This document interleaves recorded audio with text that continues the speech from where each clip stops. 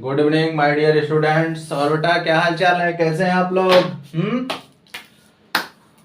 भगवान करे आप लोग अच्छे रहे, स्वस्थ रहे, मस्त रहे। हाँ, तभी ना विजय सर को याद करेंगे। और please like and subscribe my YouTube channel Vijendra mathematics point. Okay बेटा, तो हम लोग क्या कर रहे हैं, धीरे धीरे कोऑर्डिनेट ज्योमेट्री के भी पार्ट को कंप्लीट करने वाले हैं। आज हम लोग क्या पढ़ेंगे बेटा? आज हम लोग पढ़ेंगे properties of various type of quadrilateral. जैसे बेटा होता क्या है कोऑर्डिनेट में कि आपको 4 पॉइंट दे देगा ना। जैसे 4 पॉइंट्स के कोऑर्डिनेट गिवन हो गए। अब 4 पॉइंट्स के कोऑर्डिनेट गिवन हो जाएंगे तो आपसे पूछेगा कि ये रेक्टेंगल फॉर्म कर रहा है कि स्क्वायर फॉर्म कर रहा है, पैरेललोग्राम फॉर्म कर रहा है कि रोम्बस फॉर्म कर रहा है। तो आज हम लोग इसी पे डिस्कस करेंगे। तो आज का मेन टॉपिक क्या है? Properties of various type of quadrilateral. Okay बेटा, बहुत ही अच्छा टॉपिक है, बहुत ही सुंदर टॉपिक है। बस हम लोग क्या करेंगे, थोड़ा सा 2 मिनट समझने का प्रयास करेंगे, है ना, कि देखो डिफरेंस क्या होता है। जैसे क्वाड्रिलेटरल तो देखो सब है, आप जानते हो ना कि a figure bounded by 4 line segment, this is called quadrilateral. मतलब कोई भी फिगर अगर 4 लाइन सेगमेंट से बाउंडेड है बेटा, तो उसको आप क्वाड्रिलेटरल बोल सकते हो, उसमें आपको कोई डाउट ही नहीं है। ओके, आप किसी भी, जैसे कोई भी फिगर बना दिया गया 4 लाइन सेगमेंट से बाउंडेड हो गया तो आप उसको क्वाड्रिलेटरल बोल दोगे। बट जो हमारा कंडीशन है तो उसको आज देखो कैसे हम लोग पढ़ते हैं। मतलब कोऑर्डिनेट में हम कैसे प्रूव कर देंगे कि क्वाड्रिलेटरल है। किसी के जैसे आपको 4 कोऑर्डिनेट गिवन है। सबसे पहली बात ये समझना कि जैसे बेटा 4 कोऑर्डिनेट्स आपको दे दिया गया, हाँ सुनो, अच्छे सुनो, 4 कोऑर्डिनेट्स आपको दे दिया गया। अब 4 कोऑर्डिनेट्स अगर दे दिया गया बेटा, तो आपसे पूछा जाए कि अच्छा ये बताओ ये क्वाड्रिलेटरल है कि स्क्वायर है कि रोम्बस है कि क्या है, या फिर क्या है। तो आप क्या बोलोगे? आप बोलोगे अरे सर पता नहीं चल रहा है। तो आपको पता चलेगा, बस हम थोड़ा सा समझा रहे हैं, आप उस पर ध्यान रखिएगा। और मैं फिर एक बार कर देना चाहता हूं कि please like and subscribe my YouTube channel Vijendra mathematics point. ठीक है बेटा, चलिए शुरू करते हैं। एकदम टॉपिक टू टॉपिक पढ़ा रहे हैं, आराम से पढ़ते जाइए। Properties of various type of quadrilateral. Properties of various types of quadrilateral. देखो देखो क्या होता है, देखो क्या होता है। देखो हम बहुत आराम से पढ़ाते हैं बेटा, अब बहुत धीमे धीमे गति से पढ़ा रहे हैं, पार्ट वाइज कंप्लीट कर रहे हैं, क्योंकि मैं नहीं चाहता हूं कि मेरे बच्चों को देखो पहले से ही सिलेबस कम हो चुका है, अगर मैं भी कम कर दूं दिक्कत हो जाएगा ना। तो थोड़ा सा अधिक पढ़ा करो। Properties of various type of quadrilaterals. Okay, तो जैसे हम लोग बात करते हैं बेटा कि कोऑर्डिनेट के रेस्पेक्ट में बात कर रहे हैं। जैसे कंसीडर करो कि हमारे पास 4 पॉइंट्स है ना।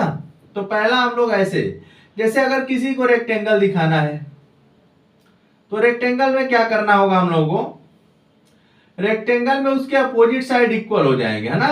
Opposite sides are equal. अच्छा ये भाई ठीक है। आपने बोला बेटा कि जैसे कोई क्वाड्रिलेटरल है, ये रफली डायग्राम है, इसको मत समझना बहुत कुछ।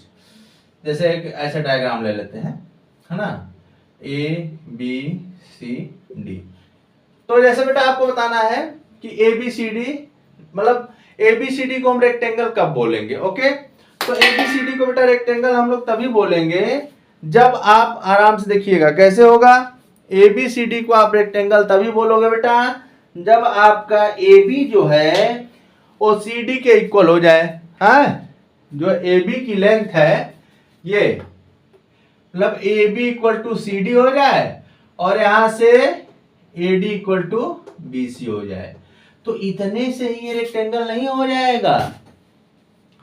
हाँ, यही तो आपको समझाना है कि रेक्टेंगल के लिए क्या प्रूफ करोगे, पैरेललोग्राम के लिए क्या प्रूफ करोगे, स्क्वायर के लिए क्या प्रूफ करोगे, रोम्बस के लिए क्या प्रूफ करोगे। ठीक है बेटा, तो देखो जैसे किसी को आपको रेक्टेंगल शो करना है कि सो दैट दिस क्वाड्रिलेटरल क्या फॉर्म कर रहा है, बस ये जान लो कि अगर किसी रेक्टेंगल रहेगा तो क्या क्या चेक करेंगे। ओके, तो रेक्टेंगल कब होता है बेटा, जब उसके अपोजिट साइड इक्वल हो जाए और उसका डायगोनल भी इक्वल होना चाहिए। जैसे आपका AC और BD आप निकालेंगे, AC and BD both are diagonals of quadrilateral ABCD if AC equal to BD, तो आप बोलेंगे बेटा कि इसके अपोजिट साइड इक्वल है और डायगोनल भी क्या है, इक्वल है। So this type of quadrilateral in a coordinate geometry is also known as rectangle.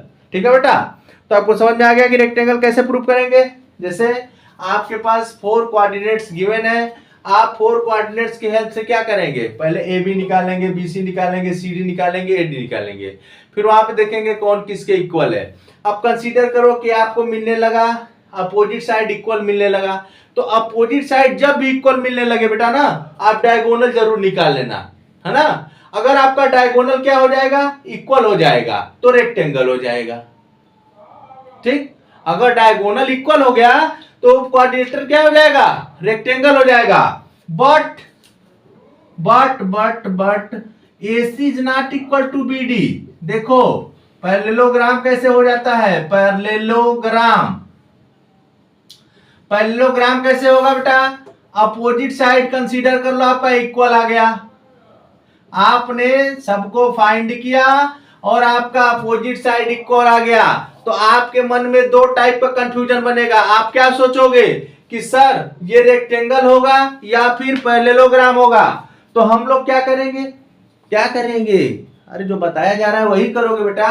आप क्या करोगे, उसका डायगोनल निकालोगे। Okay, if the diagonal is equal in case of the given quadrilateral, so this is a rectangle. If the diagonal is not equal, so this is a parallelogram.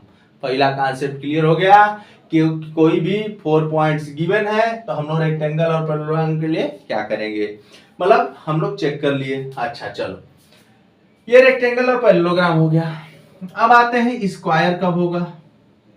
जैसे बेटा आपने AB निकाला, आपने BC निकाला, आपने CD निकाला, आपने AD निकाला, ये 4 इक्वल आ गए, चारों साइड इक्वल आ गए, क्वाड्रिलेटरल के 4 साइड इक्वल आ गए।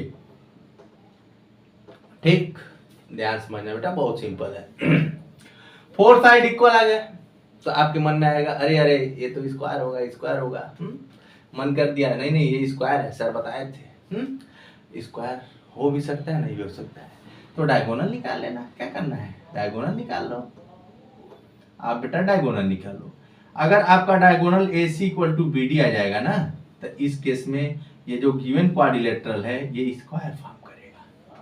सिंपल सी बात। ओके, अगर बेटा यही डायगोनल इक्वल नहीं आया, मतलब साइड इक्वल होने के बाद, साइड आपके सब इक्वल है ना, मैं कंसीडर कर ले रहा हूं साइड सब इक्वल है। ओके, अब आपके मन में फिर आएगा कह रहे साइड तो इक्वल हो गया, तो फिर डायगोनल निकालो। अब कंसीडर करो आपका डायगोनल इक्वल नहीं आया, तो इस केस में बेटा रोम्बस हो जाएगा। इस केस में क्या हो जाएगा, रोम्बस हो जाएगा। बस यही चार्ट हो, मैक्सिमम केसों में यही चार्ट हो पूछता है।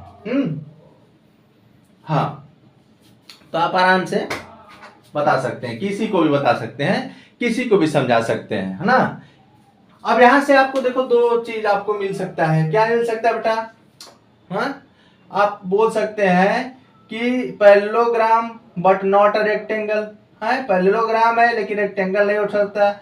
If it's opposite side equal and the diagonals are not equal. Okay, तो ये सब इसकी प्रॉपर्टी थी, तो मैं यहाँ पे लिख दे रहा हूं, कुछ प्रॉपर्टी यहीं पे राइट कर दे रहा हूं। हमें लगता है हमारे बच्चों को कुछ ना कुछ तो समझ में आ गया होगा, तो मैं यहाँ पे लिख दे रहा हूँ, एक बार पढ़ भी दूंगा। जैसे बेटा यहाँ पे लिखूं पहली property, a quadrilateral is a rectangle if its opposite sides are equal and the diagonals are equal। Okay बेटा, पहला। सेकेंड प्रॉपर्टी क्या है? A quadrilateral is a quadrilateral is a parallelogram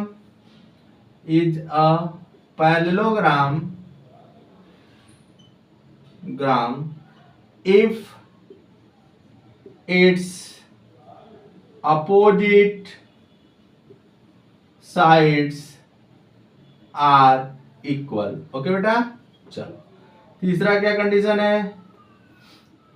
a quadrilateral, मैं लिख दे रहा हूं ना, मेरे बच्चों को दुख नहीं होना चाहिए. A quadrilateral is a square, ठीक, if all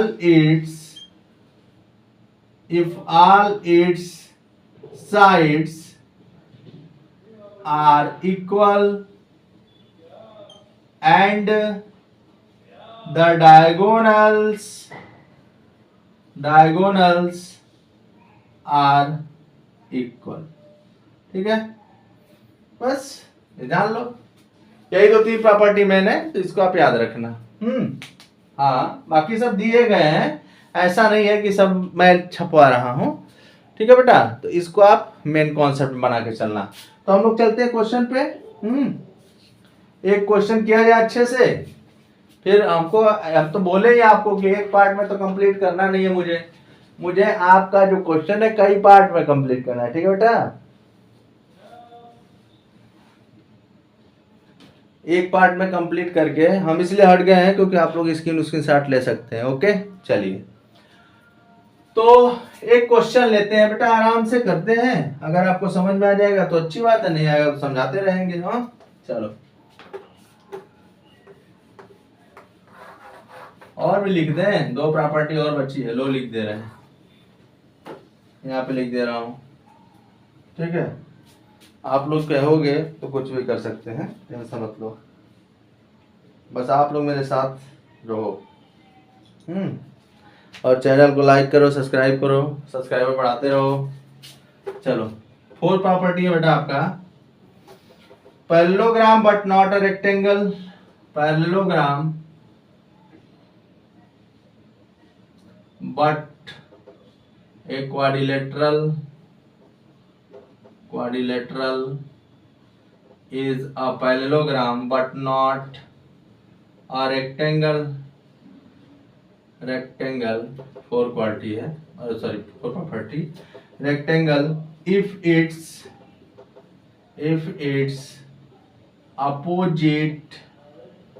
opposite sides are equal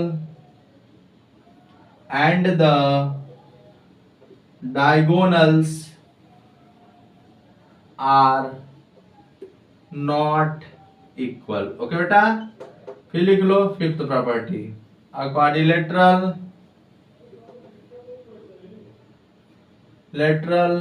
is a rhombus but not a square. क्यों? if all sides are equal. Okay बेटा, if all its sides are equal, थोड़ा लैंग्वेज में है यहाँ पे, are equal and the diagonals are not equal. ठीक है बेटा, मैंने आपको बताया था कि जो पैरेललोग्राम है वो कोई a type of quadrilateral is a parallelogram but not a rectangle. है, जैसे कोई क्वाड्रिलेटरल है, अगर वो पैरेललोग्राम है तो रेक्टेंगल नहीं होगा, है ना, क्योंकि किसी भी मैंने आपको अच्छे समझा भी दिया था कि जैसे अपोजिट साइड इक्वल हो गया तो बच्चे खुश हो गए कि अरे सर ये तो पैरेललोग्राम भी हो सकता है, ये रेक्टेंगल भी हो सकता है. तो इसीलिए बेटा दो कंडीशन बना दिया गया है ना, कि अगर आपका क्वाड्रिलेटरल पैरेललोग्राम होगा तो वहां पे अगर आप चेक करेंगे तो डायगोनल्स इक्वल नहीं होंगे, और अगर आपका पैरेललोग्राम को बट नॉट अ रेक्टेंगल बोला गया। बट रेक्टेंगल जो है आपका पैरेललोग्राम हो सकता है, क्योंकि पैरेललोग्राम के लिए ये जरूरी नहीं है कि अपोजिट डायगोनल्स इक्वल हो, तो कह सकते हो। उसी तरह क्वाड्रिलेटरल या rhombus but not a square. हाँ, तो ध्यान देना, प्रॉपर्टीज है, एक बार आप लोग इसको जरूर पढ़िएगा, स्क्रीनशॉट लीजिएगा या फिर लिख लीजिएगा अपने कॉपी वॉपी पे। अच्छे से पढ़ोगे बेटा ना तो आप ही अच्छे से रहोगे। चलो आते हैं क्वेश्चन पे, एक क्वेश्चन किया जाए, बहुत ही अच्छे अच्छे क्वेश्चन है इसमें।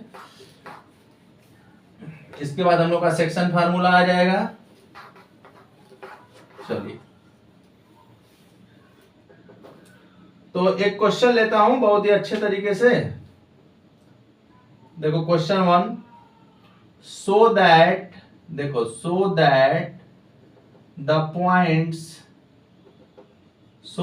पॉइंट्स, यहाँ पॉइंट का नाम नहीं दिया है तो अपने से कंसीडर कर लेंगे 1 1 -1 5, ठीक है बेटा, 7 9, ओके, एंड 9 5, ठीक है, टेकन इन दैट ऑर्डर, ठीक है ना बेटा, that order are the vertices of a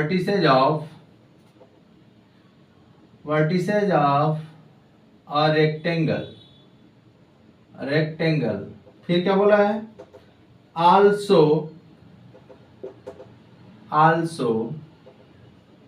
find the area of the rectangle। चलो देखो बहुत सिंपल है।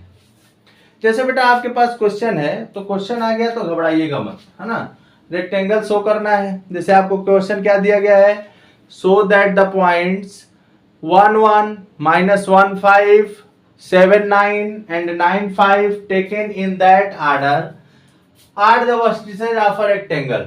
ओके, दैट ऑर्डर मतलब जैसे कि बेटा ये इसको ए कंसीडर कर लोगे, इसको बी कर लोगे, इसको सी कर लोगे, इसको डी कर लोगे, आपका मन किया तो इसको पी कर लो, क्यू कर लो, आर कर लो, एस कर लो, बट आपको शो करना है। तो हम लोग कैसे कंसीडर करेंगे, हम लोग कंसीडर करेंगे बेटा कि let A 1 1 B -1 5 C 7 9 and D 9 5 are the vertices of quadrilateral. Rectangle नहीं बोलेंगे क्योंकि रेक्टेंगल हम लोग क्या करना है, शो करना है। देखो मेरे कहने वाला बेटा कि आपका स्क्वायर भी क्वाड्रिलेटरल होता है, आपका रेक्टेंगल भी क्वाड्रिलेटरल होता है, आपका रोम्बस भी क्वाड्रिलेटरल होता है, आपका पैरेललोग्राम भी क्वाड्रिलेटरल। तो क्वाड्रिलेटरल का मतलब एक नाम होता है। अब उस क्वाड्रिलेटरल की प्रॉपर्टी जैसे जैसे चेंज होती है तो उसका नाम अलग अलग होता जाता है, समझ रहे हो कि नहीं। तो उसी तरह से बेटा हम लोग इसको चेक करेंगे कि वास्तव में ये रेक्टेंगल है कि नहीं है। तो रेक्टेंगल चेक करने के लिए क्या क्या चाहिए हमको, रेक्टेंगल चेक करने के लिए पहले हम लोग एक रेक्टेंगल डायग्राम बना लेते हैं और इसका नाम रख लेते हैं। ओके बेटा, फिर हम लोग AB निकालेंगे, फिर हम लोग BC निकालेंगे, फिर हम लोग CD निकालेंगे, जो भी निकालना होगा अपना निकालते हुए चले जाएंगे। फिर देखेंगे कि कौन किसके इक्वल आ रहा है, नहीं आ रहा है, क्या हो रहा है। अगर जैसा भी सिचुएशन आएगा देखा जाएगा, नहीं होगा रेक्टेंगल लिख दिया जाएगा कि are are the vertices of not a rectangle, अगर होगा तो लिख दिया जाएगा वर्टिसेज ऑफ रेक्टेंगल। ओके, तो उसके लिए आपको टेंशन नहीं लेना है क्योंकि वीरेंद्र सर आपके साथ हैं। तो चलिए एक रफली डायग्राम बना लेते हैं यहाँ पे। हाँ, इसी तरह समझने के लिए तो जानते हो कुछ ना कुछ तो उपाय करना ही पड़ेगा ना, क्योंकि ये बेटा मैथमेटिक्स है और मैथमेटिक्स समझना। हाँ, तो फिगर के चक्कर में पढ़ना, नहीं कहोगे कि वीरेंद्र सर का फिगर तो गड़बड़ है। मैं ले लेता हूँ यहाँ पे A 1 1, B का नाम रख दे रहा हूँ -1 5, या अपने से ले सकते हो C 7 9, और इतना तो प्रेजेंट ऑफ माइंड होना ही चाहिए कि जो क्वाड्रिलेटरल होता है बेटा उसका जो वर्टिसेस होता है ऑर्डर में लिया जाता है। ओके, तो यहाँ पे लिख देते हैं, यहाँ पे लिख देते हैं सोल्यूशन। सोल्यूशन में क्या लिखेंगे, let A 1 1 B -1 5 C 7 9 and, आराम से करो ना, एंड मार्कर हल्का चलने लगा, and D 95 are the vertices, vertex का प्लूरल होता है, वर्टिसेज ऑफ क्वाड्रिलेटरल, इसको क्वाड भी लिख सकते हैं, क्वाड्रिलेटरल ABCD। यहां तक तो सबको समझ में आया होगा। ठीक, हम निकालते हैं आराम से। देन देखो फार्मूला जानते हो ना, फार्मूला पता है ना आपको, distance between 2 point x2 minus x1 whole square plus y2 minus y1 whole square, ये आपका फार्मूला बेटा। ये देखो कितना यूजफुल है। हाँ चलो, तो ये हो गया हम लोग का। तो हम लोग क्या करते हैं, पहले ए बी निकालते हैं ना, ए बी निकाल के देखा जाए क्या होता है। तो पहले ए बी, अगर मैं ए बी स्क्वायर निकाल दूं तो कोई प्रॉब्लम नहीं है। तो ए बी स्क्वायर निकालते हैं, तो ए बी स्क्वायर क्या हो जाएगा, अंडर रूट तो हट जाएगा ना। तो ए बी, तो यहाँ पे लिखेंगे -1। देखो ए बी में क्या हो जाएगा, ये बेटा x2 y2 हो जाएगा, ये x1 y1 हो जाएगा। समझने के लिए आप लिख सकते हो। तो x2 y2, तो देखो x2 की वैल्यू क्या है -1, y2 की value -1 whole square plus y2 की वैल्यू 5, y1 की वैल्यू 1 होल स्क्वायर। अब कोई सोचेगा बेटा कि ये अंडर रूट क्यों नहीं लगाया, तो मैंने बेटा बार बार बताया है कि डिस्टेंस बिटवीन 2 पॉइंट के फार्मूले में अगर आप अंडर रूट में लिखेंगे तो यहाँ स्क्वायर नहीं लगता है, बट मैंने यहाँ पे distance between A and B, तो यहाँ पे मैंने ए बी स्क्वायर लिखा है, इसलिए रूट नहीं लगाया हूँ। ओके, अब इसको लोग सॉल्व कर लेते हैं बेटा। तो -2 स्क्वायर प्लस 4 स्क्वायर, एकदम आराम से करो, नहीं आएगा कोई बात नहीं है। ये हो गया 4 प्लस ये हो गया 16, तो यहां से हो गया A B square equal to आपका मिल गया 20। तो बेटा ए बी इक्वल टू हम लिख सकते हैं √20 यूनिट्स। ओके, अब इसको आप लिख सकते हैं 2 2 जा 4 5 जा 20 यूनिट्स। ओके, तो यहां से 2 कॉमन ले लीजिए, सॉरी कॉमन मैंने बोल दिया, गलत वर्ड, पेयर बन रहा है इसका, 2 बाहर आ जाएगा, 2√5 यूनिट्स। आराम से निकालो, फिर निकालो ए बी स्क्वायर निकल गया, बी सी स्क्वायर निकालो बेटा, तो बी सी स्क्वायर निकाल दो। आप ए बी भी निकाल सकते हो, ए बी निकालोगे तो क्या करोगे, डायरेक्ट अंडर रूट में कर देना यार, इतना क्या टेंशन लेते हो।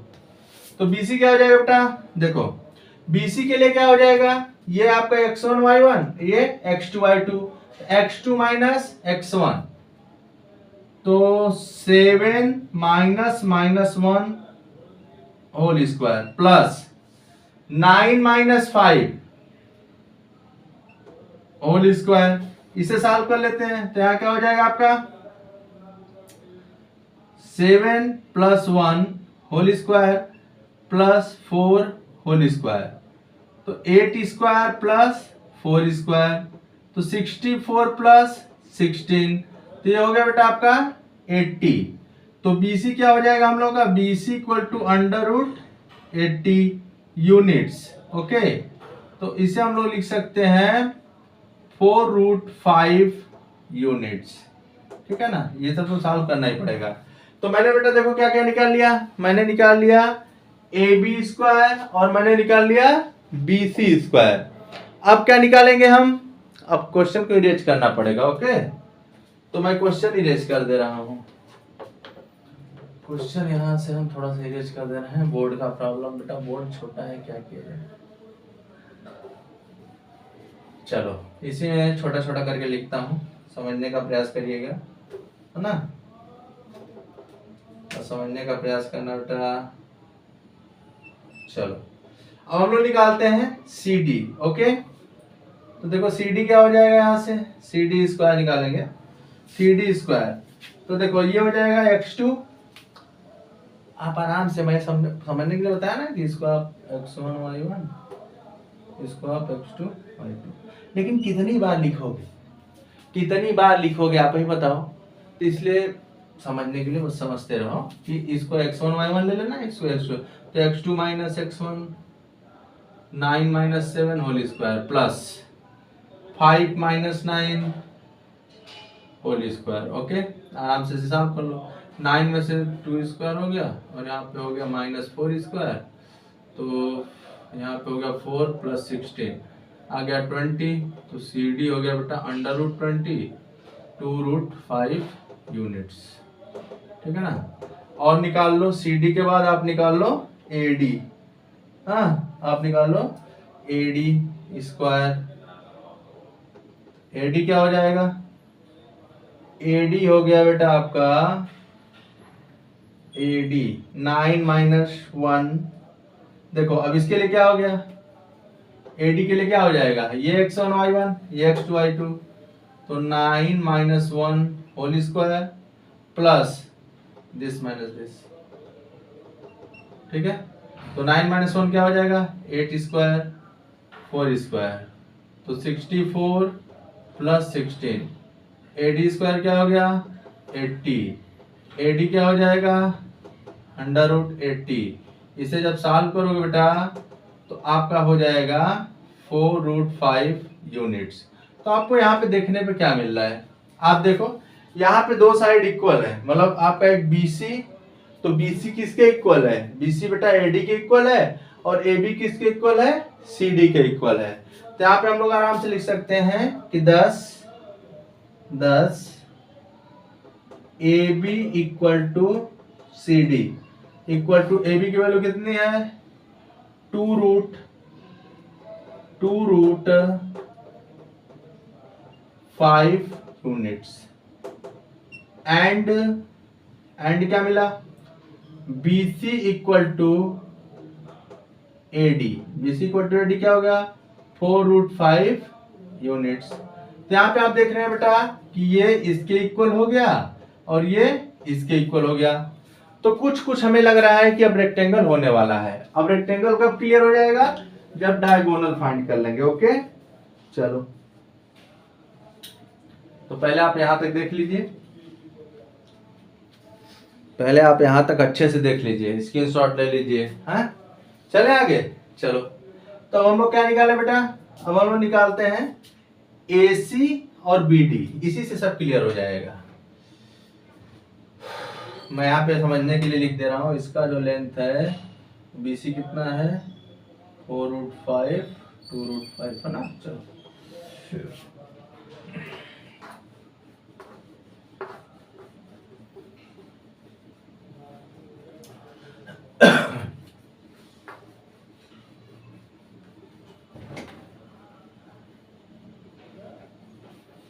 हम निकालते हैं बेटा AC, है ना। AC देखो क्या हो जाएगा, AC स्क्वायर निकालो। तो AC के लिए देखो ये x1 y1 ये x2 y2 है ना, तो 7 - 1 whole square plus 9 - 1 whole square, तो ये हो गया आपका 6 स्क्वायर 8 स्क्वायर 36 प्लस 64, तो हो गया बेटा 100 है ना। तो AC क्या हो जाएगा √100 यूनिट्स, तो 10 यूनिट्स आप यहाँ पे लगा दो।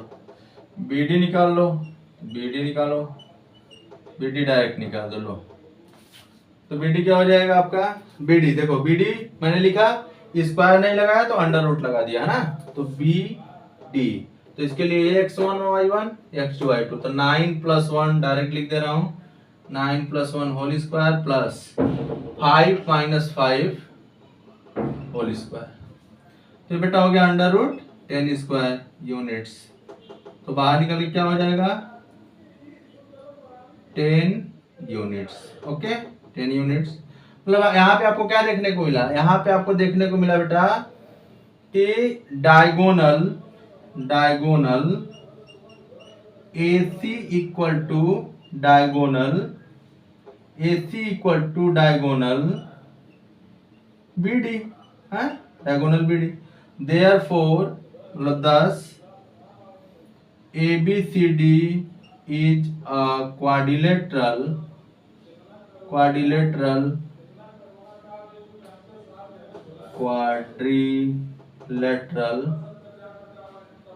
whose opposite side